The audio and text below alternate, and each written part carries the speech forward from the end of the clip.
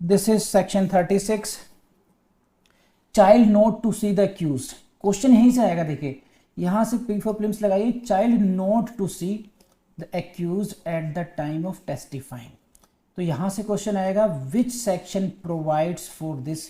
कौन सी धारा ये कहती है कि बच्चे का बयान लिखते समय बच्चा जो है उसकी तरफ ना देखे, child not to see the accused, बच्चे को एक्यूज ना दिखाई दे। ये बात कहाँ लिखी है? ये लिखी है सेक्शन 36 में, और यहीं से प्रीलिम्स का क्वेश्चन आएगा। यहाँ पर आइए अपने एक्सेस पे।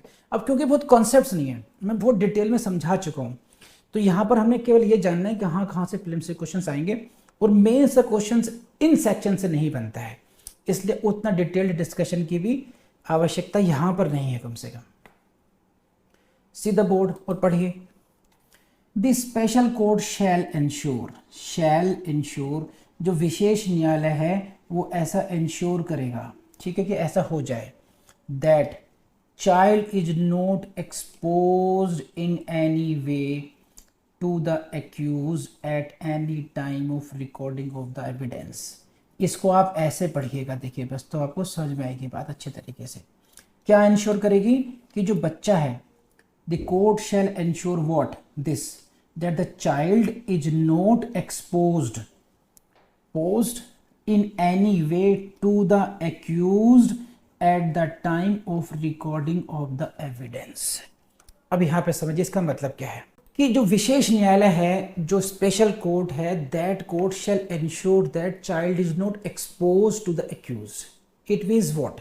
सपोज कीजिए मैं ही वो बच्चा हूँ, मेरा रिकॉर्डिंग, मेरा एविडेंस रिकॉर्ड हो रहा है, और अगर मेरे सामने एक्यूज खड़ा है, जैसा कि जनरली और केसेस में होता है, मान लीजिए एक केस है मर्डर केस और एक है पोक्सो एक्ट में केसेस, यहां पर खड़ा है विटनेस और इसी के सामने खड़ा हो जाता है एक्यूज्ड, आंख में आंख डाल के कहता है कि हाँ इसने मुझे मारा है या नहीं मारा है, और इसके पास भी एक्यूज्ड सामने देख रहा होता है कि कौन से विटनेस ने क्या कहा है, किस तरीके से कहा है, कितने एफर्ट से इसने लगाए हैं मुझे जेल करवाने में। यहाँ पर डायरेक्ट एक्सपोजर होता है इन आईपीसी ऑफेंसेस, या यूं कह लीजिए किसी भी अन्य ऑफेंस में। लेकिन because of the POCSO act, इसकी जो डेलीकेसी है, यहाँ पर कौन है? चाइल्ड विटनेस है, गोलू मोलू है ना, और यहाँ पर कौन है? पहाड़ सिंह है, दैत्य इंसान है सामने। अगर इसका आमना सामना हो गया तो जिस बच्चे ने इसकी दरिंदगी झेली है, डू यू एक्सपेक्ट कि वो बच्चा इसके सामने स्पीकअप कर पाएगा? बिल्कुल नहीं कर पाएगा। इसीलिए कोर्ट को यहां पर सेक्शन 36 ये गाइडलाइंस देता है, या इनके लिए मैंडेटरी डायरेक्शन कर दी है कि court shall ensure that child is not exposed to the accused, कि बच्चे का एक्सपोजर एक्यूज के प्रति ना हो, सामने नहीं आना चाहिए एक्यूज्ड, बच्चे को दिखना नहीं चाहिए, एक्सपोजर नहीं होना चाहिए, सो दैट कि वो उस चाइल्ड फ्रेंडली एनवायरनमेंट में बहुत अच्छे तरीके से अपने बयान को दे पाए। तो अब ऐसे उसमें क्या होता है, अब यहां पर क्या है, देखो एक्यूज को आपने वहां से हटा दिया, अब एक्यूज रोएगा कि व्हाट अबाउट माय राइट्स, मुझे पता ही नहीं चलेगा कि what the child has spoken, बच्चे ने क्या कहा, कैसे नहीं कहा, मेरी तो जिंदगी दांव पर लगी हुई है, मेरे पास ये हो सकता है पनिशमेंट में मिनिमम 10 ईयर्स हो, मैक्सिमम की तो बात ही नहीं कर रहा मैं, मिनिमम 10 ईयर भी हो सकता है, मिनिमम 20 ईयर भी हो सकता है, और आपने मुझे बयान सुनने का मौका नहीं दे रहे हैं। How will I defend myself? Therefore the rights of the accuse are also should be taken care of. जो एक्यूज के राइट हैं, जो अभियुक्त के अधिकार हैं, उसको भी आपने देखना पड़ेगा, बिकॉज नोबडी नोज, कोई नहीं जानता कि वो बच्चे के पेरेंट्स उससे झूठ बुलवा रहे हैं, एग्जैक्टली क्या है, कोई प्रॉपर्टी का डिस्प्यूट था। कई बार ऐसा होता है, मैंने देखा है प्रैक्टिकली। क्या देखा है? नाना के घर में मम्मी रहती है, बच्ची रहती है, अब नाना की प्रॉपर्टी पर नजर है, तो धेती ने नाना पर आरोप लगा दिया है कि ये जाएगा जेल, और तब तक हम इस जेल इसकी प्रॉपर्टी को वैसे एंजॉय करेंगे, बाकी बात में देखी जाएगी आपको। तो it also happens. So it is not if की भी अगर किसी पर एलिगेशन लग गया तो ही becomes accused, all the presumption उसके विरुद्ध है, but even then you will have to take care of the audi alteram partem, hear the opposite party as well, hear the other party as well, दूसरी पार्टी को भी सुनना चाहिए आपको, और सुनोगे तब जब वो कुछ कहेगा, वो कहेगा तब जब उसने बयान सुना होगा।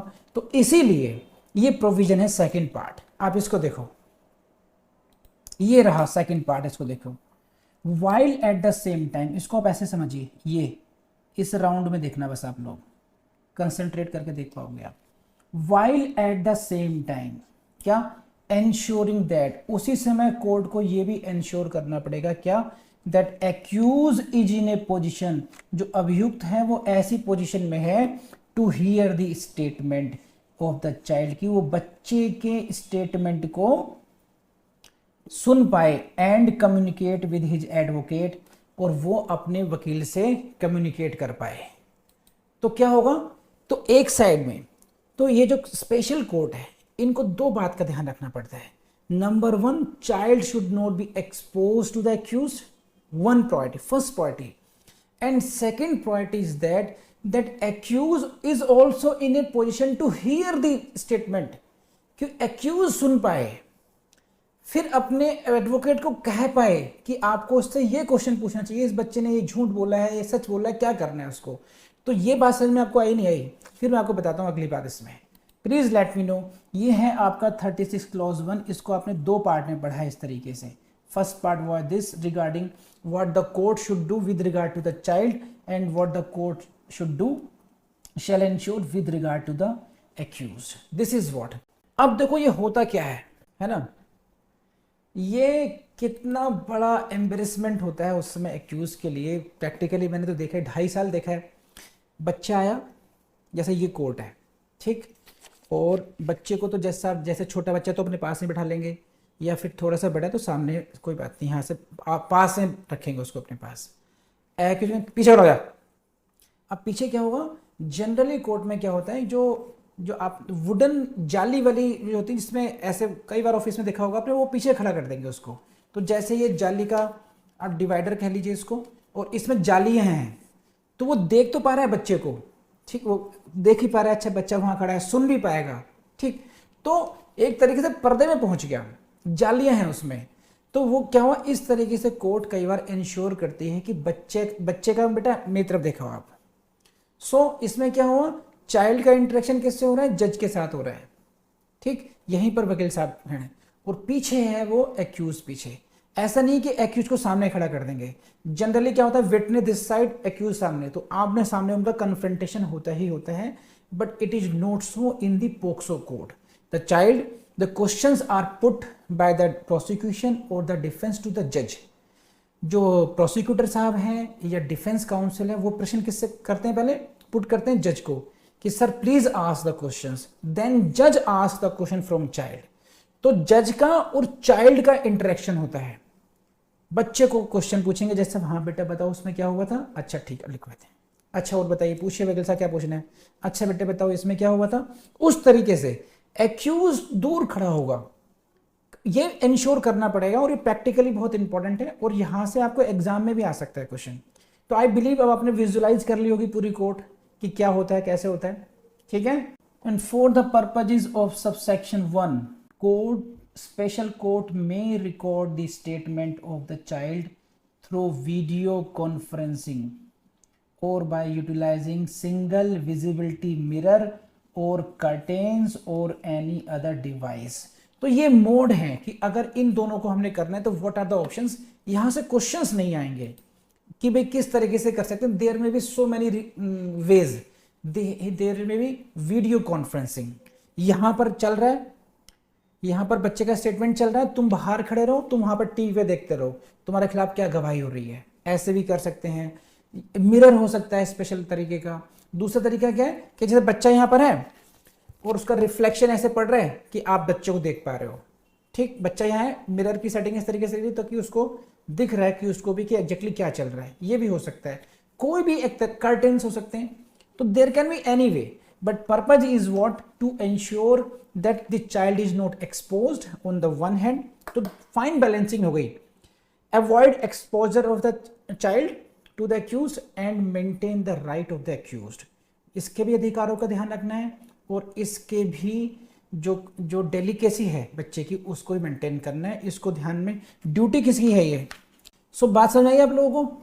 तो दोनों में मेंटेन करना है आपको, बस इतना बहुत है, 36 मोर देन एनफ।